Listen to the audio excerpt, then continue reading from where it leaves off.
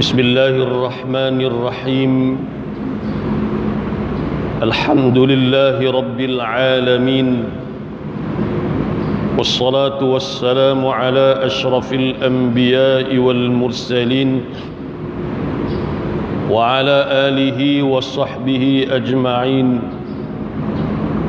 سبحانك لا علم لنا إلا ما علمتنا إنك أنت العليم الحكيم رب اشرح لي صدري ويسر لي أمري واحلل عقدة من لساني يفقه قولي اللهم أرنا الحق حقا وارزقنا اتباعه وأرنا الباطل باطلا وارزقنا اجتنابه أما بعد muslimin muslimat, hadirin hadirat, mudah-mudahan dirahmati Allah Subhanahu wa taala. Pertama-tamanya marilah sama-sama kita panjatkan kesyukuran kehadrat Allah Subhanahu wa taala atas limpah kurnia dan keizinan daripada Allah. Kita masih diberikan kesempatan untuk sama-sama menghadirkan diri ke rumah Allah pada pagi yang penuh dengan keberkatan ini, pagi Jumaat yang merupakan penghulu segala hari. Mudah-mudahan keberadaan kita di dalam rumah Allah pada saat ini akan sentiasa dirahmati dan diberkati oleh Allah Subhanahu wa taala. Tuan-tuan hadirin yang dikasihi sekalian, kita sudah pun memasuki tahun Hijri yang baru, tahun 1442 Hijri. Apabila bertambah atau berubahnya tahun, secara tidak langsung memberi makna kepada kita semakin bertambahnya umur dan juga usia kehidupan kita. Secara tidak langsung juga memberi faham kepada kita bahawa tempoh dan masa yang Allah berikan kepada kita untuk kita hidup di atas muka bumi ini adalah semakin berkurangan. Secara tidak langsung juga memberi faham kepada kita bahawasanya kita dengan jarak kematian adalah terlalu hampir. Maka Allah Subhanahu wa taala menyuruh kita untuk mempersiapkan diri dengan amal-amal kebajikan sebagai bekalan kita untuk kita bawa balik bertemu dengan Allah Subhanahu wa taala. Sebagaimana Allah Subhanahu wa taala pesan kepada kita melalui firman-Nya, Allah berfirman, A'udzubillahi minasyaitonir rajim. وَتَزَوَّدُوا فَإِنَّ خَيْرَ الزَّادِ التَّقْوَى. Berbekallah sekalian kamu, carilah bekal dalam kehidupan dunia ini, bekal untuk kita bawa balik ke negeri akhirat, kerana banyak lagi kehidupan kita di sana. Maka sebaik-baik bekalan untuk kita bawa balik bertemu dengan Allah adalah takwa kita kepada Allah, yakni laksanakan segala titah perintah Allah dan tinggalkan segala larangan dan juga tegahannya. Muslimin muslimat yang dikasihi sekalian, disebut di dalam sesetengah kitab, di antaranya disebut oleh Babade Sekam atau Syekh Abdul Qadir bin Wangah Al-Fatani rahimahullah, di dalam kitabnya Tazkirah li Dhawil Afkar Fima Yamurru bil Insani Minal A'mar, disebutkan bahawasanya ada pihak yang menyeru daripada langit, yakni ada seruan daripada langit pada tiap-tiap hari kepada kita. Seruan kepada kita di langit pada tiap-tiap hari menyeru kita dengan seruan yang berbunyi, hai segala orang yang telah berumur 40 tahun, wahai sekalian manusia, yang telah mencecah umurnya 40 tahun, ingat bahawasanya kamu itu ibarat tanaman, tumbuhan, pohon kayu yang sesungguhnya telah hampir masa untuk dituai hasilnya.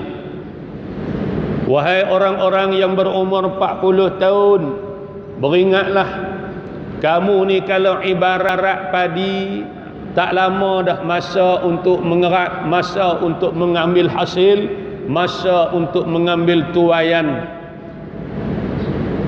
Kemudian seruan menyeru lagi, hai sekalian mereka yang berumur 50 tahun, hai sekalian manusia yang dah masuk umur 50-an, di manakah amal-amal yang telah kamu lakukan? Mana dia amalan-amalan kamu? Cuba semak, cuba cek, cuba hisap, cuba muhasabah balik. Amalan kamu tu lagu mana? Adakah banyak belah kebajikan atau banyak belah keburukan? Perbanyakkanlah muhasabah diri kamu, kerana masa untuk kamu balik adalah terlalu hampir. Kemudian diseru lagi, hai segala orang-orang yang berumur 60, wahai sekalian manusia yang dah masuk 60-an ni.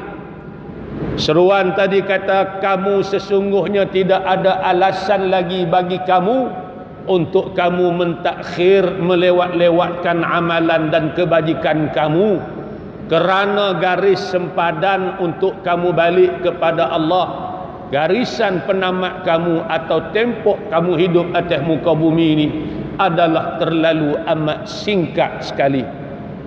Tiap-tiap hari, kata ulama, disebut dalam sebahagian kitab bahawa diseru kita daripada langit, diberi peringatan kepada kita. Hak 40 pun jangan duk sedap. Hak 40 pun dia seru dah, wahai orang-orang yang umur 40 tahun ni, maka sesungguhnya kamu kalau ibarat pokok ni, mana tunggu hasil tak lama dah. Kalau hidup 40 tahun, kalau Allah bagi 60, ada lagi 20. Makna berat belah hak habis. Hak tinggal tu lagi sikit lagi dah. Maka jangan duk ralik, jangan duk seronok walaupun kamu baru 40-an, tapi persiapkan dengan amal-amal kamu. Diseru pula orang yang umur 50, hai mereka yang dah masuk umur 50-an, mana dia amal-amal kamu? Duk ralik apa lagi? Bukan masa dah kamu nak tidur sedap macam mana kamu muda-muda dulu. Bukan masa dah kamu nak duk tidur ralik sampai kadang-kadang bangkit pukul 7, pukul 8, pukul 9. Bukan masa dah. Kerana apa? Kerana tempoh dan masa untuk kamu balik dijemput oleh Allah adalah terlalu hampir. 50 dah. Maka hendaklah kamu tengok mana dia amal-amal kamu. Berat belah mana? Pulun buat kebajikan, ada harta sikit rebut ambil. Perbanyakkan pahala kebajikan ni. Lebih-lebih lagi bila ada peluang untuk kita buat kebajikan-kebajikan, di antaranya ni hari ni ataupun esok kita akan sambut hari Ashura, 10 hari ataupun hari yang ke-10 pada bulan Muharram, yang Nabi SAW sebut, aku mengharapkan puasa 10 Muharram ini Allah ampun dosa yang setahun lalu. Kita puasa sehari 10 Muharram, Nabi kata aku mengharapkan daripada Allah, ahtasibu ala Allah, dengan puasa 10 Muharram sehari ini Allah ampun dosa kita setahun hak lalu. Dosa-dosa kecil yang kita buat dalam tahun lalu ni Allah beri keampunan dengan hanya puasa sehari saja. Apun begitu Nabi SAW menganjurkan kepada kita kalau boleh bagi beza dengan orang-orang Yahudi. Maknanya puasa tadi sama ada kita puasa sehari sebelum hari ini, hari 9 dengan 10, ataupun hari 10 dengan hari 11, ataupun kalau paling-paling tak ada pun kita puasa juga sehari pada 10 Muharram pun memadai dah. Ini di antara amalan yang kita kalau umur 40-an, 50-an, lebih-lebih lagi 60-an, rebut sama-sama kita ambil. Beda bekal kita. Kita nak tunggu tahun depan, tak tahu kok mana lagi tahun depan. Kemudian diseru pula orang yang umur 60-an. Mai orang-orang yang umur 60 ni, tak ada dah alasan, bukan masa dah. Bukan masa dah kamu nak duk seronok, duk loncat, duk ya ni macam orang lain, bukan dia, bukan masa dah. Kan? Nak pergi duk melompat tengok bola, conteng muka penuh macam-macam, bukan masa dah. Nak duk naik atas pentas, duk menyanyi, berjoget, menari dan sebagainya, bukan masa dah. 60-an ni masa nak perbanyakkan amal ibadat. Hak mana tak cukup, bagi cukup. Hak mana tak betul, bagi betul. Hak mana kurang, tambah, bagi sempurna. Kalau dahulunya kadang-kadang ada sedikit amal-amal yang kita buat mungkin tak sempurna, bagi betul, bagi sempurna elok. Sedekah kita ada rezeki lebih sikit, duit pencen dan sebagainya. Kalau nak makan kita pun tak habis dah. Buat kebajikan. Cari mana-mana tempat yang boleh kita buat amal jariah, wakaf dan sebagainya. Untuk siapa? Untuk kita. Nak harapkan anak-anak lepas daripada kita mati, belum tentu mereka ingat untuk buat kat kita. Sementara kita masih hidup dan kita ada ruang dan peluang untuk kita buat tuan-tuan. Dulu kita nak mengharapkan anak-anak kita masuk ma'had tahfiz menghafal Quran. Tak ada seorang pun di kalangan anak-anak kita hak masuk ma'had tahfiz menghafal Quran. Cucu pun tak ada. Tak apalah, kita ada duit lebih. Hari ini banyak ma'had tahfiz swasta yang mana pelajar-pelajar pun bukan di kalangan orang senang-senang. Yang pengurusan ma'had tahfiz ni pun urus kadang-kadang bergantung kepada yuran sepenuhnya. Yang yuran ni pun kadang-kadang ada yang bayar, ada yang tak bayar, ada yang lambat dan sebagainya. Apa salahnya tuan-tuan pergi cari, tengok, tanya khabar ada tak di kalangan anak-anak yang susah di ma'had tahfiz tuan-tuan ni. Yuran berapa? 200 setengah sebulan. Kalau kita mampu ambil seorang, dua orang buat anak angkat kita. Habaq pada pengurusan tahfiz, budak ni saya akan tanggung yuran dia daripada dia mula masuk hafal sampai dia habis hafal, saya akan tanggung tiap-tiap bulan. Saya akan masuk dalam akaun ma'had tahfiz sekolah, yuran dia saya tanggung. Daripada RM250 sebulan kita bayar yuran dia, dia boleh belajar, dia boleh makan, dia hafal 30 juzuk Quran. Dah anak-anak kita tak ada, suruh pun tak mau. Cucu kita pun tak ada, suruh pun tak mau. Kita masih ada ruang dan peluang kalau kita mau. Bayar, tanggung yuran dia 30 juzuk, dia duk hafal Quran, dia boleh mengaji dengan hasil daripada yuran duit kita. Duit yang kita beri pada dia. Hak ni pun cukup besar dah, kita boleh makan di akhirat. Bahkan mungkin di akhirat esok menyesal pula pasal apa aku tanggung sponsor seorang je. Aku tak sponsor 2, 3, 4, 5 orang. Kita akan merasai keberkatannya. Hak Quran, hak kita baca. Hak yang kita beri sedekah lagu tu, kita beri sedekah cara lagu tu. Jadi sebab itulah Nabi kata orang cerdik ni siapa? Siapakah orang cerdik yang diiktiraf oleh Nabi? Nabi kata orang cerdik al-kayyisu man dana nafsahu wa amila lima ba'dal maut.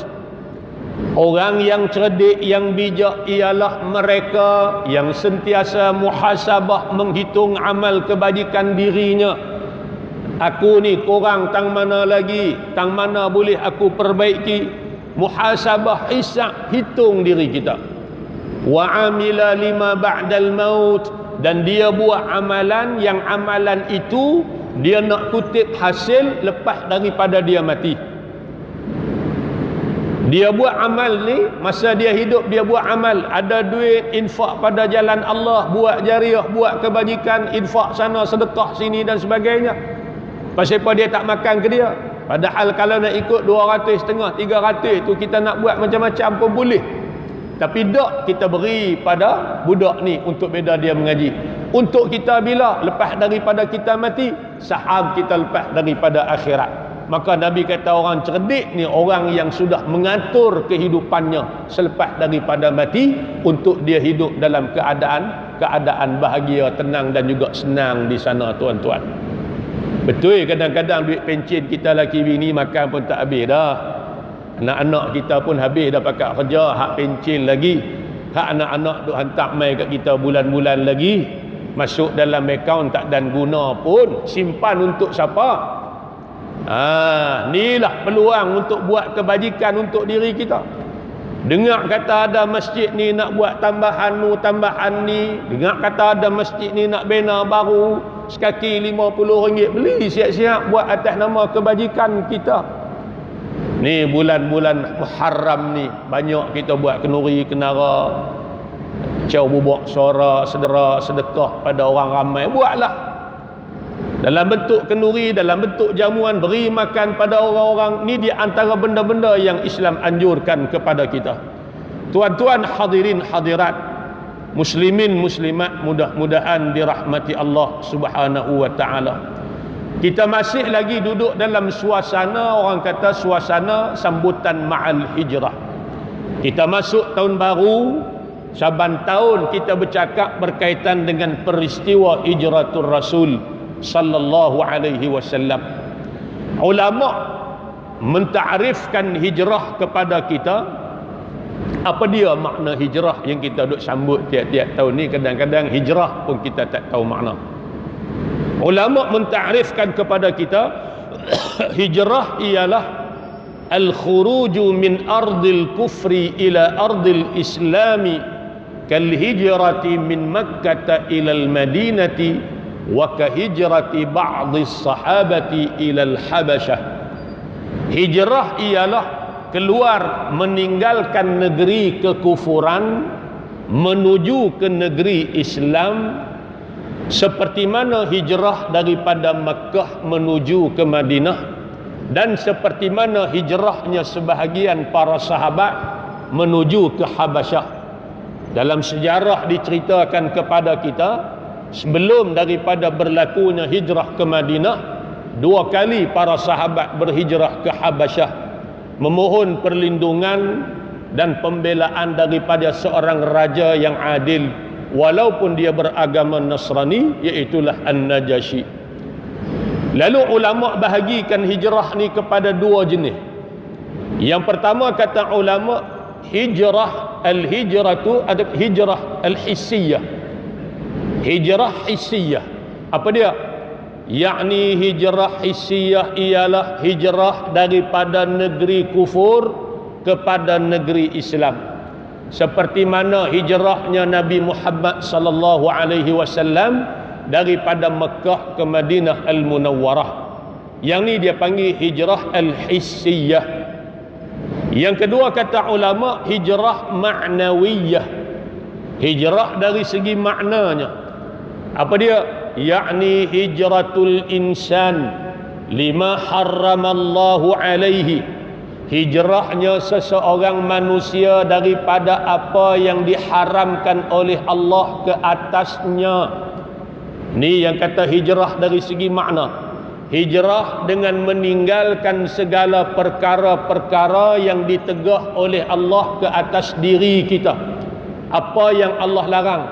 Kalau sebelum ni kita dok buat benda-benda yang haram, benda-benda yang tak elok, benda-benda yang tak baik, tinggal segala kelakuan-kelakuan dan perbuatan tadi ni, bertaubat pada Allah, maka kita berubah daripada kehidupan tadi kepada kehidupan yang diredai oleh Allah Subhanahu wa taala. Kalau sebelum ni tak semayang, tinggal kehidupan tak semayang. Kalau sebelum ni tak tutup aurat, tinggal kehidupan tak tutup aurat tu, cukup berhenti. Berubah daripada tak tutup aurat kepada tutup aurat. Kalau sebelum ni hidup dalam suasana suka bercakap mohong, fitnah, mengumpat dan sebagainya, bertaubat pada Allah, tinggal kehidupan tu, beralih kepada kehidupan yang Allah redha. Jaga mulut-mulut kita, jaga lidah kita. Kalau sebelum ni hidup dalam suasana menipu, berbohong dan sebagainya, khianat, maka tinggal kehidupan tu, berubah, mari hidup dalam suasana yang diredai oleh Allah. Kalau sebelum ni kita semayang dah, cuma semayang di rumah, tinggal mari kita cuba dekatkan diri dengan Allah, jinak diri dengan masjid, semayang jemaah di masjid.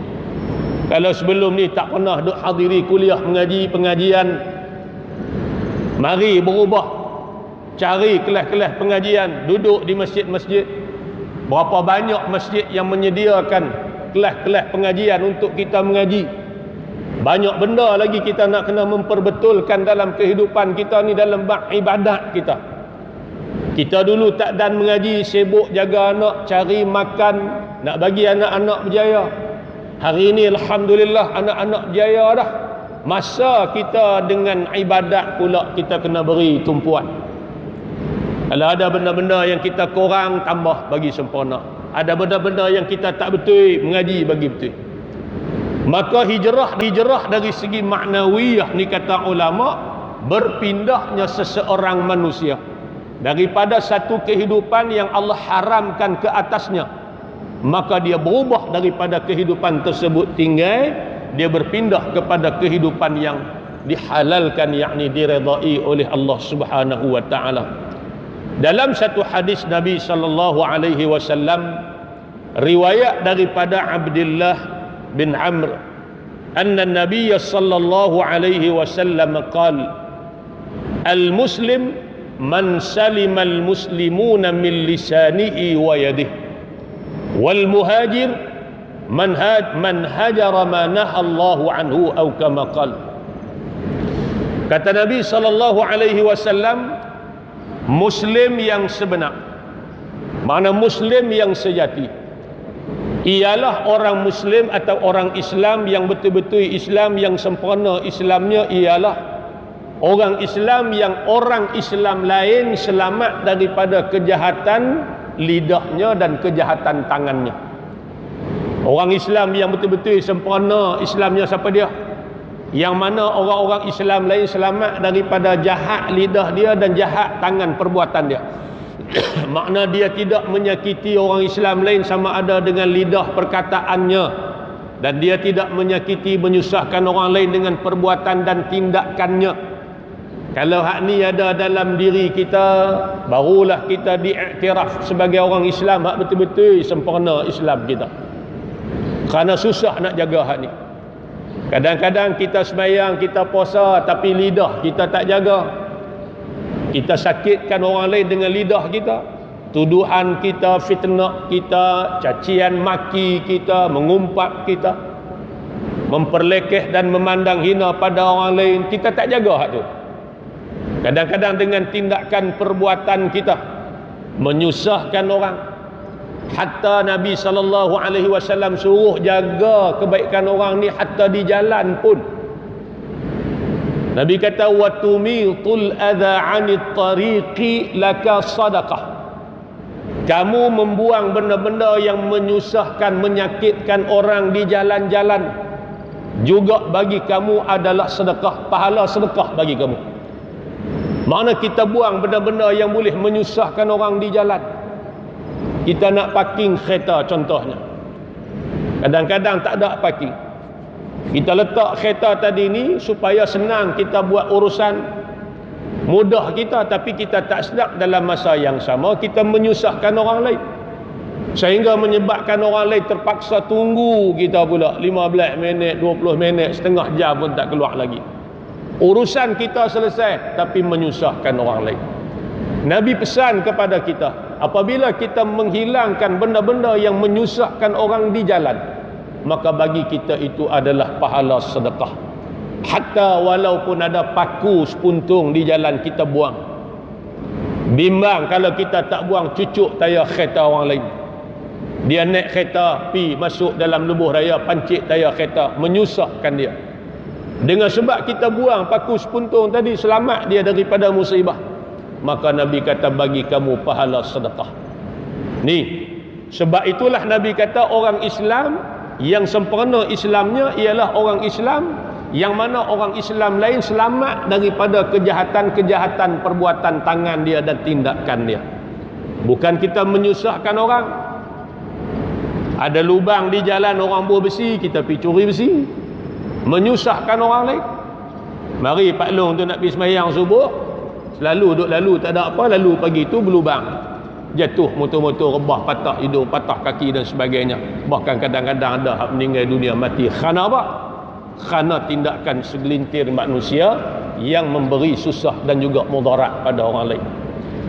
Maka Nabi kata orang Islam hak sebenar ni, dia jaga lidah dia jaga perbuatan dia tidak menyakiti saudara-saudara dia yang lain, sama ada dengan perkataannya ataupun dengan tindakan dan perbuatannya. Ni cantiknya Nabi pesan kat kita ni. Kalau masing-masing pakat jaga hak ni, tuan-tuan, insya-Allah kita hidup dalam keadaan aman, damai, sentosa, makmur, sejahtera. Kemudian Nabi kata wal muhajir, orang yang berhijrah yang sebenar siapa dia? Man hajara ma nahallahu anhu, ialah mereka yang berhijrah meninggalkan apa yang dilarang oleh Allah daripadanya. Hijrah makna tinggal segala apa yang Allah larang dalam kehidupan kita, yang Allah haram tinggal. Kita buat benda-benda yang dibenarkan oleh syarak pada kita, yang syarak beri keharusan, keizinan pada kita, kita buat. Inilah pada ketika itu barulah makna hijrah. Kita ada hijrah dalam kehidupan kita. Kalau duk lagu tu juga, masuk tahun baru hijrah 1441 pun lagu tu, 1442 pun lagu tu, tak berubah-berubah. Semayang pun tekoh rajin, 3 tekoh malas dak langsung. Aurat ni tutup ikut berasa nak tutup je, ada kenuri tutup, tak ada kenuri loneh buang. Mana boleh lagu tu. Kita buat-buat main pula dengan hukum Allah Subhanahu wa taala. Pasal apa waktu sembahyang kita boleh tutup elok aurat kita, tapi habis sembahyang pasal apa kita loneh habis. Sorak rambut pun kita tak bagi nampak masa sembahyang. Beralih belakang, turun masjid, tak ada keluar pagar masjid lagi, loneh habis dengan pakaian yang menjolok mata dan sebagainya. Jadi tak ada makna lah kita sambut hijrahnya. Jadi kita tak betul-betul memahami dan menghayati makna hijrah. Sebab itulah ulama kata hijrah daripada makna hissi, makna maknawiyah ini ialah meninggalkan apa yang ditegah oleh Allah Subhanahu wa taala. Begitu juga hijrah, kata ulama, meninggalkan negeri yang buruk kepada negeri yang baik. Seperti mana kisah yang selalu kita dengar, yang kadang-kadang kita dengar, kisah bagaimana satu orang lelaki berhijrah meninggalkan kampung halamannya, yang dia dah bunuh ni hampir 99 orang ataupun 100 orang kan. Hijrah nak tinggal, dia tak mau duduk lah dalam negeri itu. Sebab itulah kata Al-Imam An-Nawawi, fi hadha istihbabu mufaraqati at-taibi al-mawadhi' allati asaba biha adh-dhunub. Sebab itulah kata Imam Nawawi, di sini menunjukkan bahawasanya digalakkan kita meninggalkan. Kalau kita hidup dalam satu negeri itu, kita duduk bergelumang dengan maksiat dosa. Yang dalam tempat kita duduk, daerah negeri kita duduk tu, kita banyak sangat kesalahan, dosa, benda hak kita buat ni macam-macam. Maka eloknya kita tinggal tempat tadi ni, berhijrah ke negeri yang baru, yang mana mungkin di sana orang tak kenal kita, dengan tujuan untuk kita bina kehidupan baru, dan dengan tujuan untuk kita tinggal kehidupan lama kita hak yang penuh dengan maksiat, dosa dan sebagainya. Kata ulama, hendaklah dia meninggalkan kehidupan yang mana menjadi adat dalam kehidupan dia, dalam ketika mana dia hidup dalam suasana jahiliah dulu ni, berpindah kepada tempat yang dia yakin di sini duduk tempat orang baik-baik, kemudian duduk di situ bina kehidupan yang baru, tinggal kehidupan yang lama. Kalau tak pindah, kalau tak beralih tempat duduk, tentu juga susah dia nak bina kehidupan baru. Ni dia antara hijrah, kita tinggal satu tempat yang mana tempat tadi ni kita hidup dengan penuh maksiat dosa, hijrah di tempat baru. Di sana kita bina kehidupan baru, lupa kehidupan kita hak lama, minta taubat pada Allah Subhanahu wa taala atas dosa-dosa yang kita buat.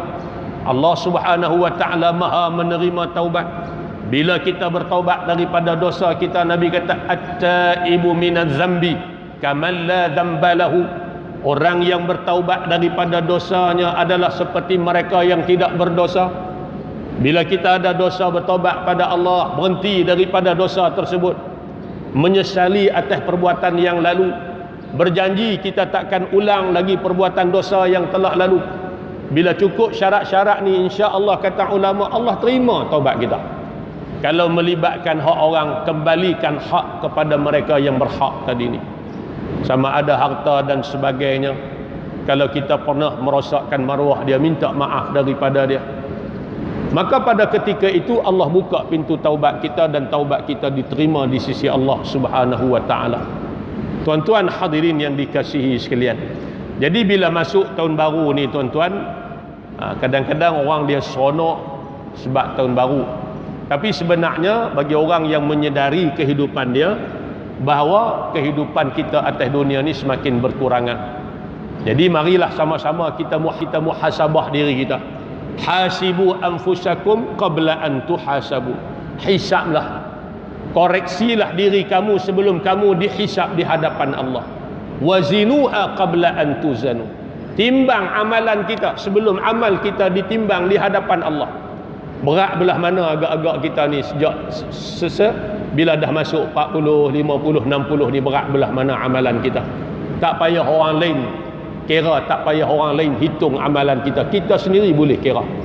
Kalau gamak berat belah hak jahat lagi, segera taubat pada Allah, tambah kebaikan. Kalau berat belah kebaikan, alhamdulillah, tambahkan lagi kebaikan. Umur kita semakin bertambah. Kalau kita duk kira dengan tahun Masihi tuan-tuan, umur kita tahun ni katakan 48 lah contohnya. 2020 ni umur kita 48. Kira tahun Masihi. Tapi bila kita kira tahun Hijri, bukan 48 dah umur kita ni. Bukan 4 siri lagi dah masuk 50, 51 dah. Cuba balik kira tengok. Dia lebih 2-3 tahun umur kita bila kita kira guna tahun Hijri. Jadi jangan duk berasa kata kita muda lagi. Aku tak masuk 50 lagi. Tu kalau kira tahun Masihi. Cuba kira tahun Hijri. Duk berasa 56, 57, 58. Bukan 50 dah umur kita. Dah cecah 60 lebih dah. Duk berasa 68, 67. Rupanya dah masuk 70 dah umur aku ni. Oi, tua sangat-sangat dah. Bila dia berasa tua tu dia main takut. Bila main takut tu dia sedap sikit nak buat kebajikan lebih. Jadi marilah sama-sama tuan-tuan. Sementara Allah bagi ruang dan peluang pada kita untuk kita buat amal ibadat, jangan kita tinggal lah. Kelebihan yang Allah beri pada kita pada puasa hari Ashura, yang Nabi SAW puasa sebelum daripada puasa Ramadan, puasa wajib bagi Nabi. Bila mari Ramadan dia jadi puasa sunat. Jadi kita marilah sama-sama, sama ada kita ambil hari ini dengan esok, ataupun besok dengan lusa, ataupun habis tak ada, habis malas pun kita ambil sehari saja pada hari Ashura sahaja, hari 10. Mudah-mudahan amal yang kita buat Allah terima dan Allah beri sebaik-baik balasan di sisinya di akhirat nanti insya-Allah. Jadi apa yang baik daripada Allah Subhanahu wa taala, apa yang tidak baik daripada kelemahan dan kekurangan diri saya sendiri. Aqulu qawli hadza wa astaghfirullahal azim li wa lakum. Assalamualaikum warahmatullahi wabarakatuh. Bismillahirrahmanirrahim. Alhamdulillahi rabbil alamin. Wassalatu wassalamu ala asyrafil anbiya'i wal mursalin wa ala alihi wa sahbihi ajma'in. Allahumma arhamna bil Qur'an waj'alhu lana imaman wa nuran wa hudan wa rahmah. Allahumma dhakkirna minhu ma nusina wa 'allimna minhu ma jahilna warzuqna tilawatahu ana al-laili wa atrafan nahar waj'alhu lana hujjatan ya rabbal alamin. Allahumma inna na'udzu bika min ilmin la yanfa' wa min qalbin la yakhsha' wa min 'amalin la yurfa' wa min du'a'in la yusma'. Na'udzu bika min ha'ula'il arba'. Rabbana atina fid dunya hasanatan wa fil akhirati hasanatan wa qina 'adzaban nar. Wa sallallahu ala sayyidina Muhammadin wa ala alihi wa sahbihi wa baraka wa sallam. Alhamdulillahi rabbil alamin. Taqabbalallahu minkum minna wa minkum taqabbal ya karim. Assalamu alaikum warahmatullahi wabarakatuh.